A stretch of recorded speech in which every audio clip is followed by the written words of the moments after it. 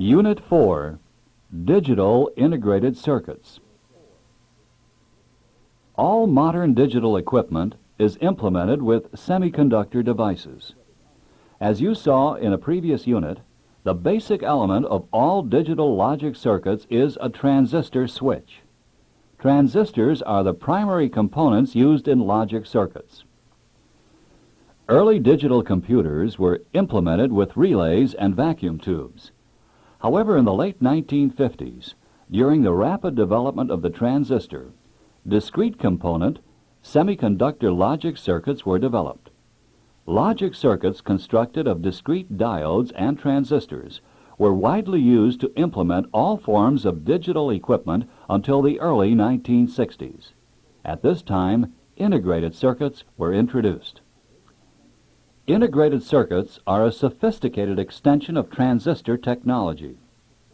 An integrated circuit is an entire electronic circuit fabricated on a single piece of semiconductor material. All of the semiconductor devices such as transistors and diodes, along with other components such as resistors and capacitors, are made and interconnected on a single chip of silicon.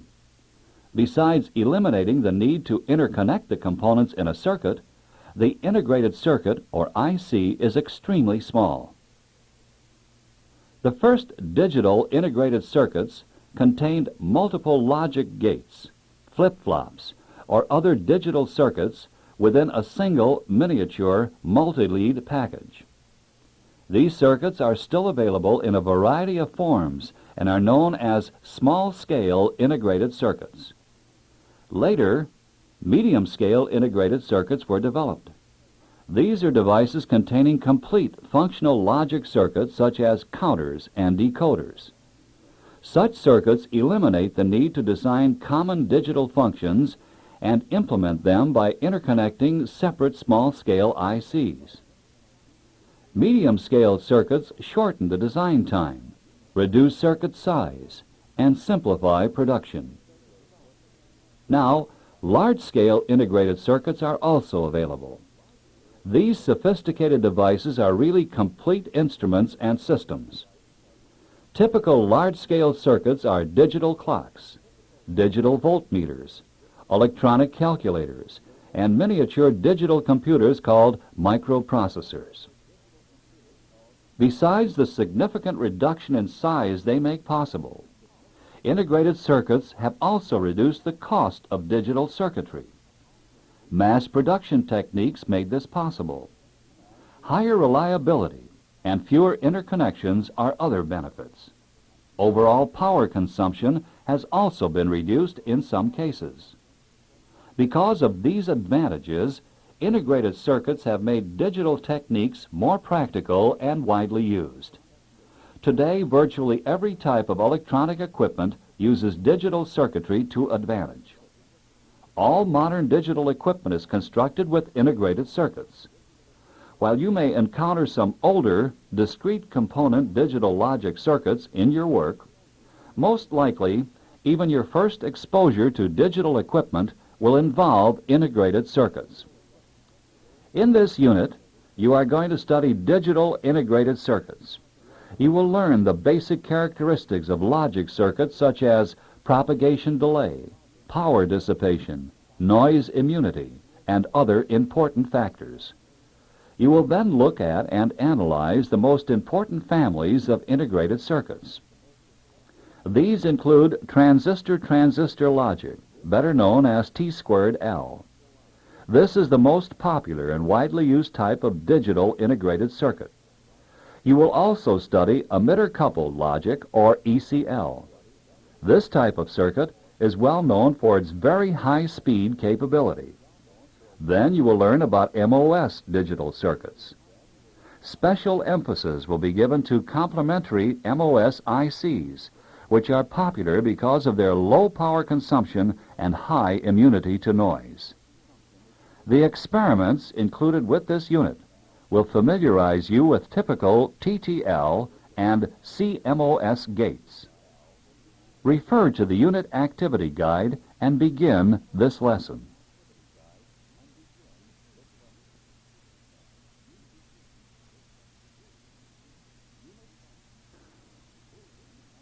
Unit 5, Boolean Algebra. Boolean algebra is a special form of mathematics used with digital logic circuits. It is similar to conventional algebra, but it is also different in that it is used to solve problems involving two-state or binary variables. As you will discover, Boolean algebra is very useful in dealing with all types of logic circuits. Boolean algebra is basically a mathematical system used to analyze and design digital logic circuits. It permits the function of a logic gate or a combinational logic circuit to be expressed by simple mathematical equations.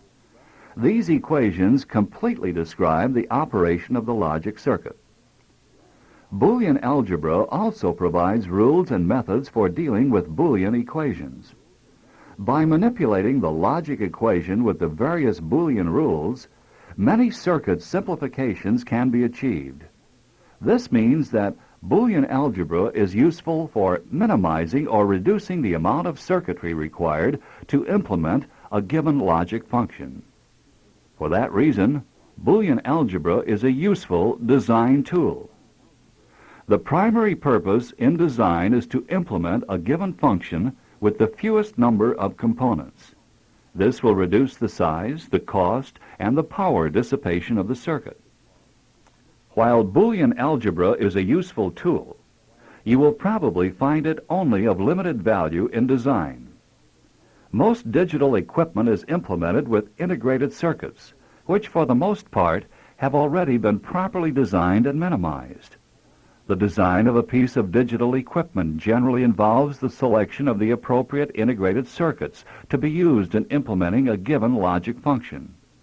Little minimization or reduction by Boolean algebra is necessary or even possible. But even though most digital equipment can be implemented without the use of Boolean algebra, you will occasionally find it desirable to use Boolean algebra in manipulating the logic equations of a circuit. Some circuit reductions are still possible in many applications. The primary value of Boolean algebra to the engineer or technician today is in analyzing and understanding the operation of digital logic circuits. By being able to express the logic function as an equation, the operation of the circuit can be fully described. The mathematics of the circuit permits you to analyze the circuit before you actually build or work with it. A knowledge of the mathematics of the circuit will increase your understanding of the circuit. Another useful tool for digital circuit analysis and design is the truth table. This is a chart showing all possible input and output states of a given combinational logic circuit. The input and output states are expressed as binary zeros and binary ones. A truth table completely defines the operation of a given logic circuit. With a truth table, you can quickly determine the state of the output or outputs of the logic circuit for any combination of inputs. The total number of possible input states to a circuit can be determined by raising the base 2 to a power which is equal to the number of different input signals. For example, if there are 3 inputs to a digital logic circuit, the total number of input combinations is 2 to the 3rd power, or 8. These 8 states are completely defined by the 3-bit binary numbers 0, 0, 0 through 1, 1, 1. There are many different ways that a truth table can be used with digital logic circuits. Normally, a truth table is developed when a circuit is designed. The type and number of inputs are specified, and the desired output conditions are listed for the various input states. With the truth table defined by the application, you can then write the logic equations from the truth table.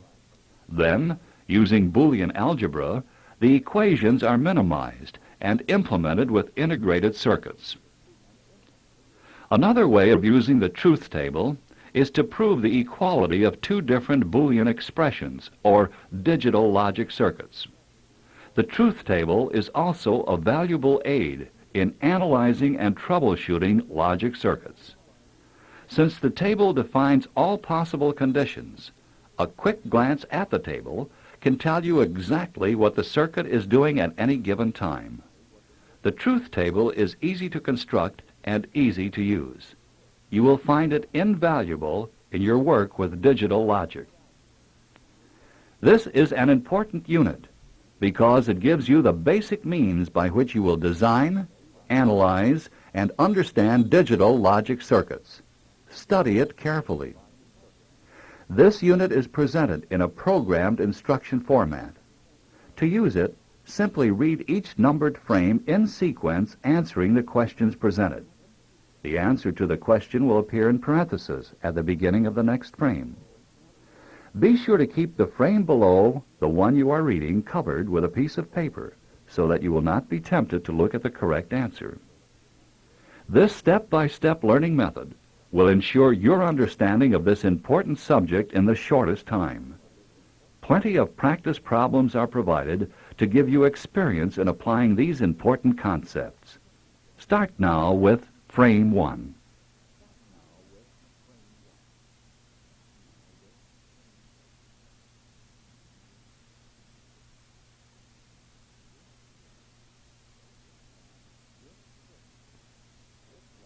Unit 6, Flip-flops and Registers. In this unit, you're going to learn about flip-flops. We will discuss all the various types of flip-flops, explain how they operate, and take a look at some of the many ways in which they are used in digital equipment. Like the logic gate, the flip-flop is one of the basic building blocks of digital circuits. You can't build too many digital circuits or instruments without them. The basic function of a flip-flop is data storage. A flip-flop is a memory element capable of storing one bit of binary information. The flip-flop can be put into either of two stable states, one representing a binary 1 and the other a binary 0. By looking at the flip-flop outputs, you can determine which bit is being remembered. The inputs to the flip-flop are used to change its state. If you apply an input logic signal in a certain way, it will set the flip-flop. A flip-flop that has been set is said to be storing a binary 1. Applying the inputs in another way will reset the flip-flop. A reset flip-flop is one that is storing a binary 0. Once a flip-flop has either been set or reset, it will remain in that state until it is changed by an input or until the power is removed. If the power is removed from the flip-flop, naturally any bit stored there will be lost. When power is reapplied, the flip-flop can come up into either of its two stable states. The states that the flip-flop assumes when power is applied is strictly random. A storage element such as this is said to be volatile for this reason. Despite the fact that the flip-flop is a volatile storage element, it is widely used for all types of memory functions in digital applications. Now, refer to the figures in the front of your manual labeled Illustrations for Audio Record 5, Side 2. There are three basic types of flip-flops in general use today. These are the latch or set-reset flip-flop, the D-type flip-flop, and the JK flip-flop. While all of these circuits perform the basic function of storing a single bit, the primary difference exists in how their states are determined and changed. The latch or set-reset flip-flop shown in Figure A is the simplest form of flip-flop. It has two inputs designated S and R, indicating set and reset. If an input pulse is applied to the S input, the flip-flop will store a binary 1. Applying a pulse to the R input causes the flip-flop to store a binary 0. The latch, like all flip-flops, has two outputs. These outputs are called normal and complement and are designated as Q and Q0. Other letters or alphanumeric designations can also be used. These two outputs are always complementary. When one output is a binary 0, the other is a binary 1, and vice versa. The logic levels appearing at these outputs designate the state of the flip-flop as indicated in Figure B. When the flip-flop is in the set state, its normal output is a binary 1. The normal output always indicates which state the flip-flop is in. If the output logic level is high, then the flip-flop is set and storing a binary 1. Applying an appropriate signal to the R input will reset the latch flip-flop. The normal output will go to a binary 0, indicating that this flip-flop has been reset. Another type of binary storage element is the type D flip-flop. The logic symbol for this device is shown in Figure C. It also has normal and complement outputs, which indicate the state of the flip-flop. This flip-flop has two inputs usually designated D and T. The D, or data input, is a line on which the binary signal to be stored appears. The flip-flop circuitry looks at this input line and will store the binary state that appears there. The T input to the D flip-flop is a control line. The T input line is normally held in the binary 0 state. In this state, the flip-flop does not recognize the data on the D input line. The flip-flop simply remains in whatever state it was previously in. When a binary 1 is applied to the T input line, the flip-flop recognizes the D input line. The flip-flop then assumes the state of the D input. If the T input is simply held high, the normal output of the flip-flop will simply follow the D input. The most versatile of all storage elements is the JK flip-flop. Its logic symbol is shown in Figure D. It too has normal and complement outputs. The typical JK flip-flop also has 5 input lines. These are designated as S, C, J, K, and T. The S and C inputs stand for set and clear. These inputs are used exactly like the set and reset inputs on a latch. By applying the appropriate input signal, the flip-flop can be put into either the binary 1 or binary 0 state. The S and C inputs are immediately effective. Once the appropriate level is applied to either input, the flip-flop immediately assumes the designated state. We say that these inputs are asynchronous. The J and K inputs are also used to determine the state of the flip-flop.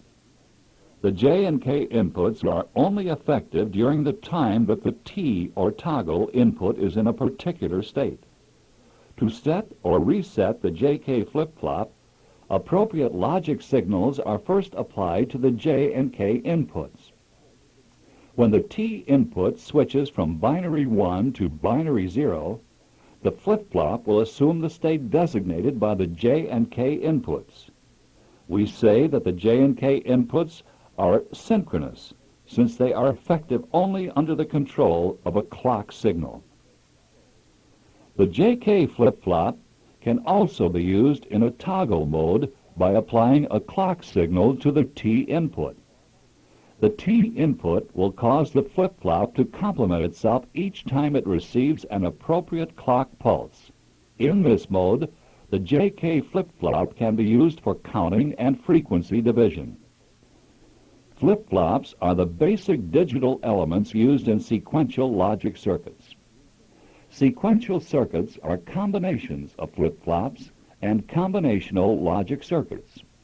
They are capable of remembering specific binary states or numbers and producing particular sequences of logic pulses. Sequential circuits are used for counting, timing, sequencing, and control applications. They can generate output pulses whose states are determined by a specific sequence. Usually, the pulses generated depend upon a knowledge of previous states or conditions.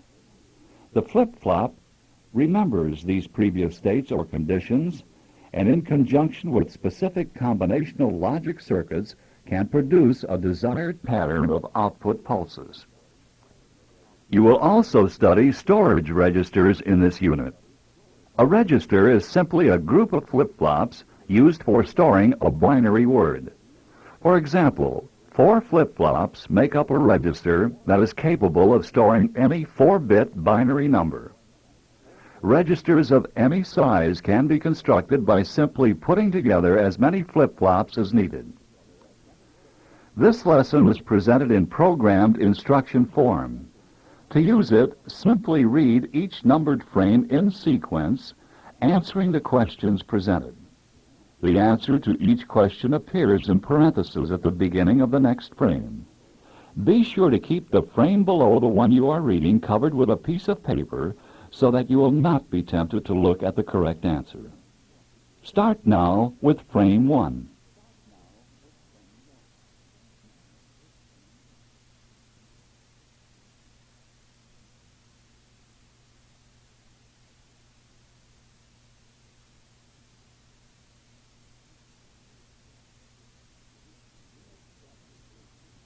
Unit 7, Sequential Logic Circuits. With this unit, you begin a detailed study of a special class of digital circuits known as sequential logic circuits. Sequential circuits receive binary inputs and generate binary outputs. However, the distinguishing characteristic of the sequential circuit is its ability to store binary data. The basic logic element used in a sequential circuit is the flip-flop.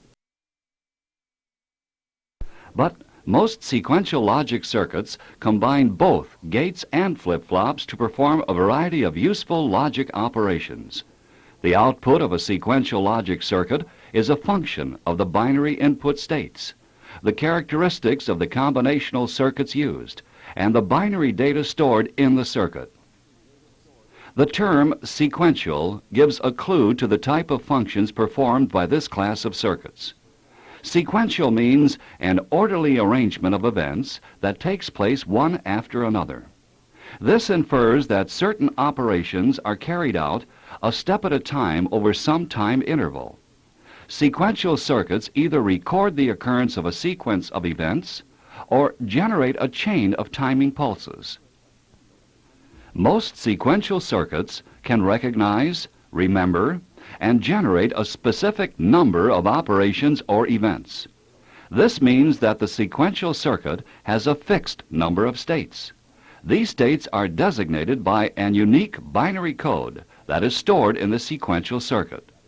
The sequential circuit will step from one code sequence to the next as it recognizes its inputs. There are several major classes of sequential circuits commonly used in digital equipment. The most common of these are the binary counter and the shift register. A binary counter is a digital circuit made with flip-flops. It is used to count the number of pulses that occur at its input. As each input pulse occurs, the state of the counter changes. The binary number stored in the counter represents the number of input pulses that have occurred. The most commonly used counter counts in the standard pure binary code. To record a number of input events, the binary counter is initially reset so that the code stored in the counter is 0. Then, as each input event occurs, the counter is incremented to each successively higher binary number. The binary number stored in the flip-flops directly indicates the number of input pulses that occurred. Another widely used sequential circuit is the BCD counter. This counter has 10 unique states and counts in the standard 8421 BCD code. A single BCD counter is capable of counting by 10. By cascading BCD counters, larger count inputs can be recognized and stored. Special versions of the binary counter, known as modulo n counters, can have any desired number of states specified by the number n. Such counters are often used for frequency division. A counter can be used to divide the frequency of an input square wave by some integer value equal to the number of counter states. For example, a modulo 5 counter produces a frequency division by 5. For each 5 input pulses, the modulo 5 counter produces 1 output pulse. If a 100 kilohertz signal is applied to the input of a modulo 5 counter, the output will be 100 divided by 5, or 20 kilohertz. In this unit, you will study counter circuits in detail and learn how they operate. Then, in the various experiments, you will actually build and demonstrate the operation of these binary and BCD counters. Another commonly used sequential logic circuit is the shift register. Like the counter, it is constructed of flip-flops. It too responds to input data and changing events applied to it. However, because of the unique connection of the shift register, it does not count and record binary states the same as a counter. Instead, the shift register does what its name indicates. It shifts the binary data. A binary number stored in a shift register can be moved either to the right or to the left 1 or more bit positions. The shift register has many functions in digital circuits. Because it is constructed of flip-flops, it is primarily a storage register for a single word. That binary word can be loaded into the flip-flops in parallel or serially. When serial operation is used, the binary code to be stored in the shift register is transferred into the register a bit at a time. The first bit of the binary word is loaded into the first flip-flop of the shift register. Then succeeding bits are loaded into this first flip-flop as the previously stored bits are shifted into the remaining flip-flops. Once the data is stored in the shift register, it can be manipulated in numerous ways. The basic application of the shift register is serial to parallel and parallel to serial data conversions. A word can be shifted into the shift register in serial and read out in parallel. In addition, a parallel word can be loaded into a shift register and then shifted out a bit at a time to generate a serial binary word. The shift register can also be used to generate a unique sequence of timing pulses for use in controlling some external digital circuits. Shift registers constructed of high-density, low-power MOS circuits can also be used for data storage. Many MOS flip-flops can be constructed within a single integrated circuit package, thereby making the shift register an excellent memory. Many binary words can be stored sequentially in such a shift register.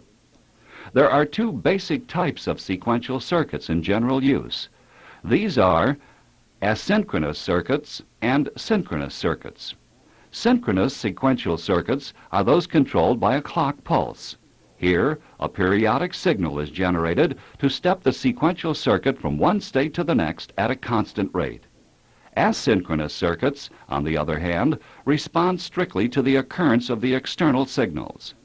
The state changes occur when the external signals change.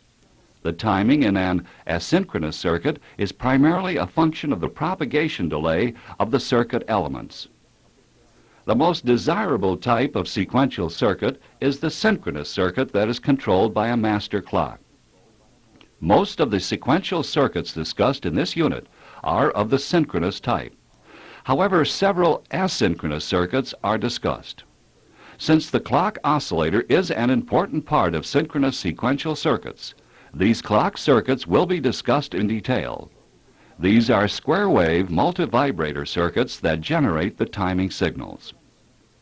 Another sequential logic circuit is the monostable multivibrator or one-shot.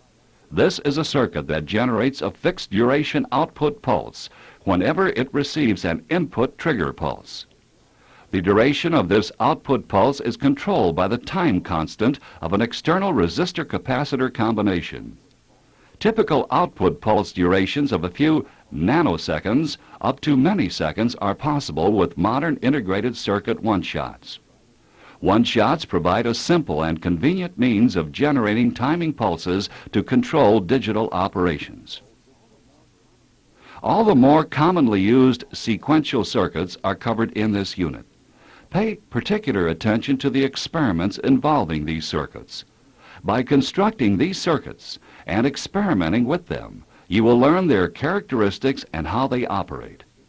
Proceed to the Unit Activity Guide for your next step in continuing this unit.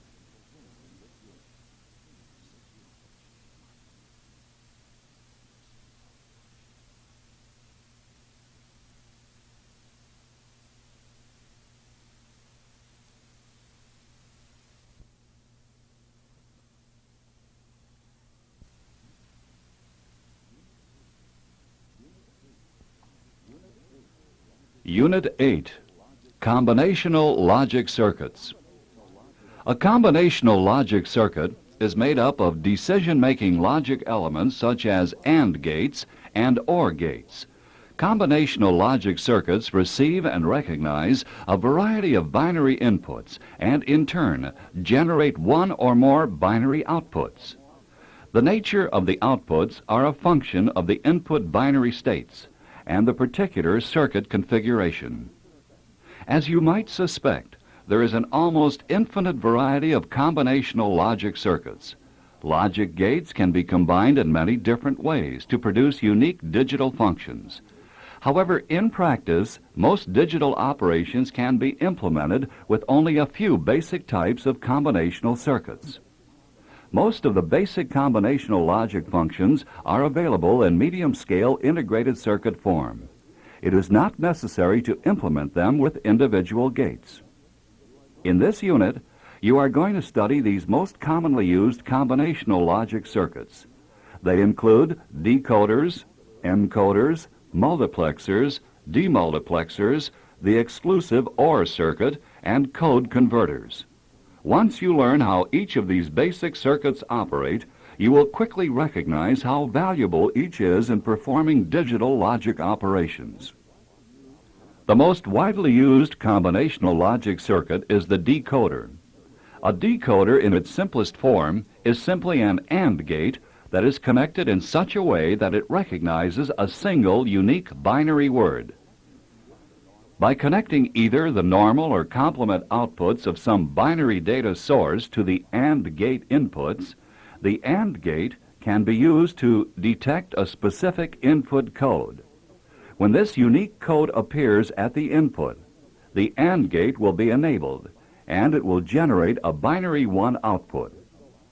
In most digital applications, it is necessary to recognize many different code states. For that reason, most MSI decoders contain many decode gates. For example, the BCD to decimal decoder contains 10 AND gates that recognize the standard 4-bit 8421 BCD code states. An encoder is a circuit that generates a binary output code. When a specific input is applied, a unique output code is produced. A typical encoder application is the generation of a specific code from an input keyboard.